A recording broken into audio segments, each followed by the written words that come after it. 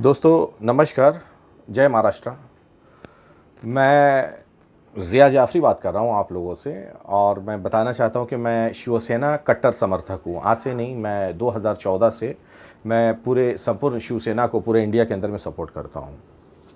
आज जो ये मेरे वीडियो बनाने का इरादा हुआ, मैंने देखा कि 2 दिन पहले हमारे बीजेपी के जो एक्स चीफ मिनिस्टर माननीय श्री देवेंद्र फडणवीस साहब, उनका एक बहुत बड़ा मैटर पकड़ा गया, जिसके अंदर में उन्होंने 60,000 शीशी रेमडेसिविर, ये जो एक दवा है इस वक्त सबसे ज़्यादा हम लोगों के लिए मायने रखती है कोरोना के लिए, वो ये 60,000 शीशी पकड़ी गई, 60,000 इंजेक्शन पकड़ा गया हमारे मुंबई पुलिस ने।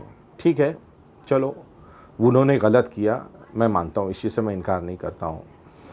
लेकिन हम लोगों ने समर्थन दिया था शिवसेना को, माननीय श्री उद्धव ठाकरे साहब को।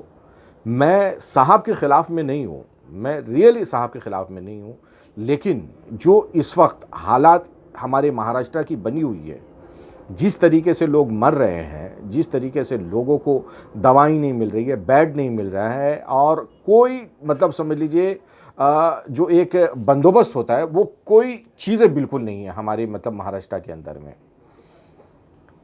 एक ऑपोजिशन का आदमी, एक ऑपोजिशन का लीडर यानी हमारे देवेंद्र फडणवीस, वो 60,000 शीशी कहाँ से इंतज़ाम किया ये हमारी सरकार को नहीं मालूम, लेकिन ये एक बहुत बड़ा सवाल शिवसेना की गरिमा पे पड़ता है, क्योंकि इस वक्त शिवसेना की गवर्नमेंट है और हमारे माननीय उद्धव ठाकरे साहब हमारे शिवसेना के चीफ मिनिस्टर हैं। आप बताइए मुझे कि एक शख्स जो इस वक्त सरकार में नहीं है वो 60,000 शीशी का इंतज़ाम कर सकता है? हमारे साहब क्या मतलब 6 लाख शीशी का बंदोबस्त नहीं कर सकते हैं इन सारी दवाइयों के लिए? पिछले 1 सालों से जो तमाशा हम लोग देख रहे हैं महाराष्ट्र के अंदर में कि ये क्वारंटाइन सेंटर, वो क्वारंटाइन सेंटर, ऐसा बन रहा है, वैसा बन रहा है, ये सारी चीज़ें हो रही है ना। लेकिन क्या हमारी सरकार के पास में इतना दम नहीं है कि हमारी सरकार एक फार्मास्यूटिकल कंपनी लेकर के ये ऐसी दवाइयाँ बना ले? और दूसरी चीज़, सबसे बड़ी हंसी की बात ये, मतलब अफसोस की बात है ये, कि हमारे माननीय उद्धव ठाकरे साहब प्राइम मिनिस्टर को, प्रधानमंत्री को कॉल करके बोलते हैं कि हम लोगों को ऑक्सीजन की कमी है, ऑक्सीजन चाहिए।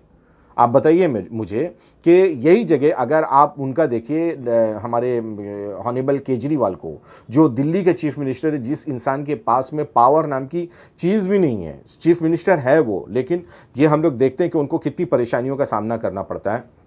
वो आदमी ओपन चैलेंज करता है कि हम 1 महीना पहले की स्थिति को अभी से पूरा मैनेज करके रखे हुए हैं, और हमारा शिवसेना का साहब, हमारा चीफ मिनिस्टर प्रधानमंत्री को कॉल करके बोलता है कि हमें गैस नहीं चाहिए। हिंदुस्तान की सबसे बड़ी माया नगरी मुंबई है, हमारे लोगों के पास में है। सबसे बड़ा पावर अगर किसी के पास में होता है तो वो स्टेट के चीफ मिनिस्टर के पास में होता है, कि चाहे वो फार्मास्यूटिकल कंपनी को आबाद रहने दे, चाहे उसको बर्बाद कर दे। ऐसा तो नहीं हो सकता, मैं गलत नहीं बोलता हूँ हमारे साहब के बारे में, लेकिन मुझे अफसोस इस बात को लेकर के हो रहा है कि आज महाराष्ट्र के अंदर में इतनी ज़्यादा प्रॉब्लम है, लेकिन हमारे महाराष्ट्र के अंदर में ऊंचे तबके के अंदर में इस वक्त सिर्फ सबसे ज़्यादा जो चीज़ों के ऊपर अंजाम दिया जा रहा है ना, वो झोल झक्कड़ के ऊपर दिया जा रहा है। आप देखिए जा करके, मैं एक पॉलिटिशियन हूं और मेरा हर जगह जाना होता है। इस वक्त डीसीपी से आप नहीं मिल सकते, आप एसीपी से मिल नहीं सकते। आज पुलिस का रवैया मुंबई के अंदर में देखिए तो मैक्सिमम वो लोग सिर्फ हफ्ताखोरी और यही सब चीज़ों के पीछे ध्यान देकर के बैठे हुए हैं। हफ्ता वसूली के ऊपर ध्यान दिया गया हुआ है, ये कोई छुपी हुई बात नहीं है। चीफ मिनिस्टर का ऑर्डर है कि एसेंशियल जितनी भी चीज़ें हैं, एसेंशियल वो उसको आप चालू रहने दो और अनएसेंशियल को बंद किया जाए। ठीक है ना, हम मानते हैं, लेकिन पुलिस क्या काम कर रही है? जो एसेंशियल भी है उसको भी बंद करवा रही है। यानी चीफ मिनिस्टर का ये पावर भी नहीं है कि वो क्या चीज़ को चालू रखे, क्या चीज़ को बंद रखे।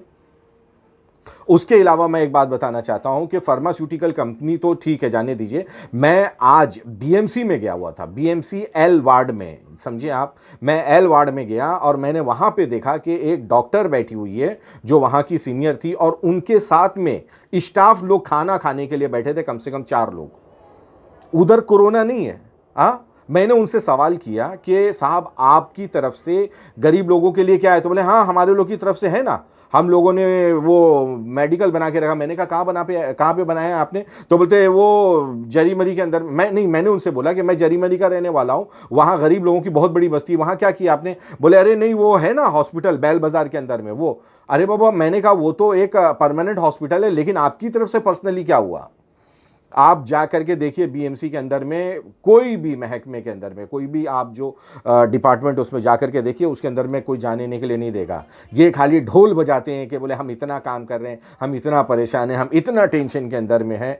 लेकिन सच्चाई ये है कि इस वक्त अगर फार्मास्यूटिकल कंपनी हमारी गवर्नमेंट अगर चाहे ना, तो ऐसे चुटकी के अंदर में मतलब खोल सकती है। ये जो आप दवा की बातें करते हैं ना रेमडेसिविर, ये दवा कोई मायने नहीं रखती है हम लोगों के लिए।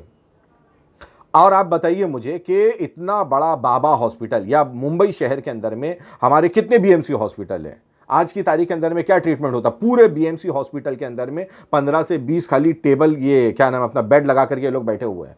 ये बोलते हैं कि बोले नहीं इतने में ही हम लोग करेंगे, अगर हम लोग इससे हटके करेंगे तो फिर वहां पे भी लोग को कोरोना हो जाएगा, इसके लिए हम ये सब चीज़ें नहीं करेंगे। मैं हाथ जोड़ करके ना अपने साहब से मैं ये विनती करके उनको ये मैसेज देना चाहता हूं कि आज मुंबई शहर के अंदर में सिर्फ झोल झाल और ये 2 नंबर का काम ही हो रहा है।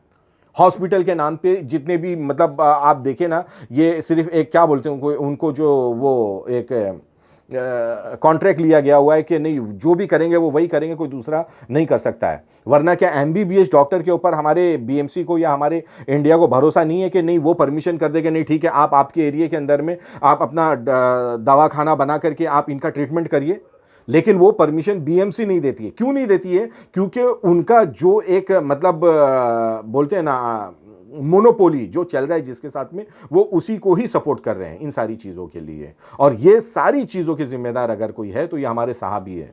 मैं साहब से रिक्वेस्ट करता हूं कि साहब वो शिवसेना की ज़रूरत है हमारे लोगों को कि जो आज से 10 साल पहले थी। ये 1 साल वाली शिवसेना की जरूरत नहीं है सर हम लोगों को। हमारा जो टाइगर बना हुआ है ना शिवसेना का, वो टाइगर का वजूद खत्म हो गया है हमारे शिवसेना के मार्ग से। आज हमारे लोगों के पास में कोई सिस्टम नहीं है, कोई मैनेजमेंट नहीं है, लोग मर रहे हैं। मैं सिर्फ आपसे यही विनती करता हूं सर, मैं अपने साहब से मैं ये विनती करता हूं कि अगर रियली आप चाहते हैं कि लोगों की जान बचे ना, तो फार्मास्यूटिकल कंपनी को आप अपने हाथ में लीजिए। और एक दिन के अंदर में सर आप अगर चाहें ना तो 10 लाख ये रेमडेसिविर दवाइयां, ये इंजेक्शन बना सकते हैं।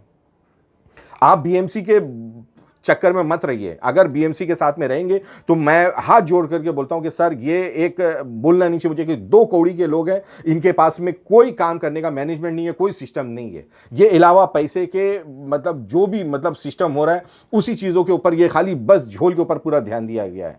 मैं देखा हूं, मैं इस जमीन के सतह के ऊपर रहने वाला इंसान हूं, मैंने देखा है सर कि कितनी ज्यादा परेशानियां लोगों को हो रही है इस वक्त। लोग मर रहे हैं सिर्फ एक छोटी सी इंजेक्शन के लिए। सर एक ऑपोजिशन वाला आदमी इतना 60,000 शीशी ला सकता है, तो आप चीफ मिनिस्टर हो, आपको किस बात के लिए कमी है? आप प्रधानमंत्री को फोन करके बोलते हैं कि मतलब हम लोगों को ऑक्सीजन चाहिए। सर प्लीज आप ऐसा बिल्कुल मत करिए। और आप बताइए कि आप शिवसेना प्रमुख है, आप हमारे शिवसेना के मतलब चीफ मिनिस्टर है। अब आपको जागना पड़ेगा, क्योंकि अगर अब आप नहीं जागेंगे तो बहुत सी मौतों का हम लोगों को तमाशा देखना पड़ेगा। थैंक यू, धन्यवाद, बाय।